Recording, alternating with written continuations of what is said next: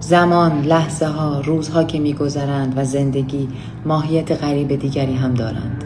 این که با خودشان بی تفاوتی به همراه دارند. شاید نوعی عادت. به لحظه هایی فکر می‌کنم که احساس می‌کردم در حال لمس بزرگترین دردها و بزرگترین زخم‌های زندگیم هستم.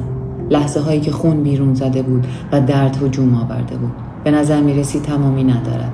به نظر می‌رسید همه چیز مهمتر از آن چیزی است که به نظر می‌رسد. و به حالا نگاه می‌اندازم. بی تفاوتی، بی حس بودن، جای زخمی که وقتی نگاهش می‌کنی حسی در تو بر نمی‌انگیزد. یک خاطره دور، خیلی دور. و باورت نمی‌شود روزگاری نگران آن زخم بودی، نگران دردی که توی وجودت بیدار می‌کرد و می‌ترسیدی نکند این درد تا ابد همراهیت کند. حالا بزرگتر شده ای، حالا پر تجربه تری، حالا هم کمی از زخم‌ها می‌ترسی، کمی از دردها می‌ترسی و کمی می‌ترسی نکند همیشگی باشد. ولی صدایی ته وجودت می‌گوید نگران نباش، هیچ چیز همیشگی نیست. دردها تمام می‌شود، زخم بسته می‌شود، خون بند می‌آید، زخم خشک می‌شود و دست آخر جای زخم را به یادگار خواهی داشت، در حالی که درد را به فراموشی سپرده‌ای.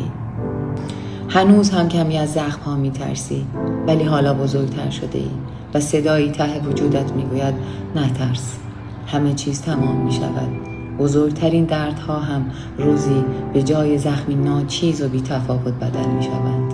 زندگی همین است، به همین زیبایی و بیرحمی که می‌بینی.